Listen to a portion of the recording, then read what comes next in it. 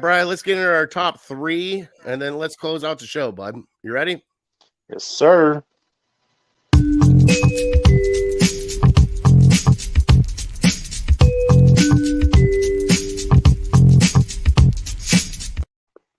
All right, big fella. Our top three today is, let me pull it up here, favorite runs in March Madness underdog style. All right.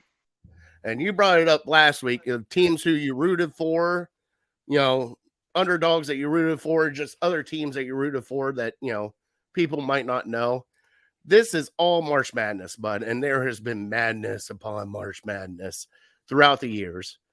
And I want to know your favorite teams that you rooted for that were underdogs in March Madness, Bri. Okay. I got you. So let's be honest, I gave you my top two last week with Kent State 2002 and the Maryland 2002. So I'm taking those out. I've already mentioned them. We won't talk about them again.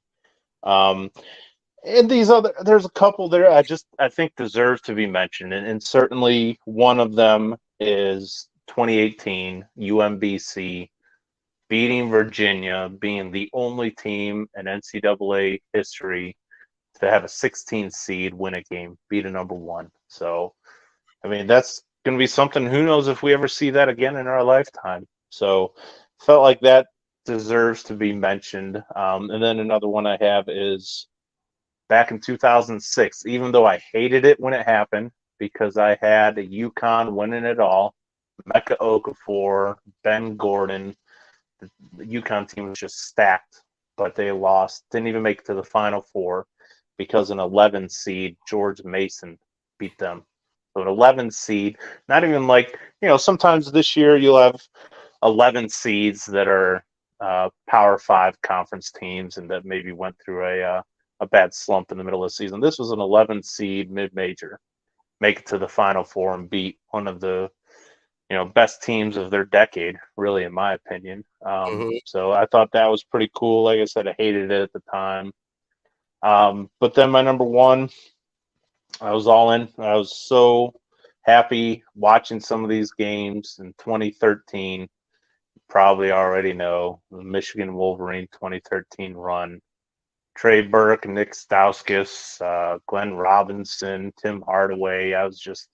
I was all in on that team. The game that they beat Kansas, who I think was like the number one overall seed, and Trey Burke hitting like a half court shot at the end to send it to overtime. It was just, I don't know. It's something. There's nothing else like that in sports, in my opinion. So yeah, I'll always think of them. They made it to the final game against Louisville, but unfortunately lost it. So, but I enjoyed that ride more than any other than the Kent State one. All right, so Chris brought it up here. My number three is the Loyola Marymount when they did their run Chicago. They did their run with Sister Jean. Can't go wrong with that run that they had. Everybody was rooting for that one, right? Sure. The other one I had, Bri, was back when Shaka Smart was coaching VCU.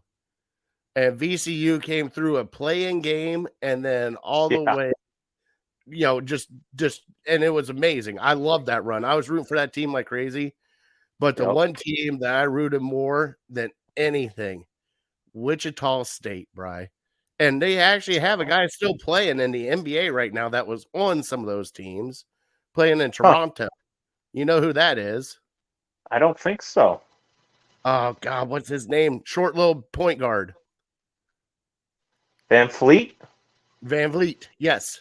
Him. Oh, okay. Yeah, right. And they did the run 2 years in a row. They did the run. Wichita State did. Made it to the Sweet 16, and then I think the Elite 8 next year. The following year, but 2 years in a row, Wichita State going nuts. Honorable mention, you had the George Mason team that we were talking about. You also had the Magical Runs, another one that you might not like, Davidson with Steph Curry. Back when I was a Steph Curry fan, absolutely. Mm-hmm. Yeah. Davidson made their run. You also had the twos that upset Duke, the 15s or whatever that upset Duke, upset Ohio State. Lehigh with I think who's the guy in New Orleans now from this area? McCollum. I think McCollum was on that Lehigh team. So there's a lot of good runs, but those are my favorite runs, Bry. Wichita State, just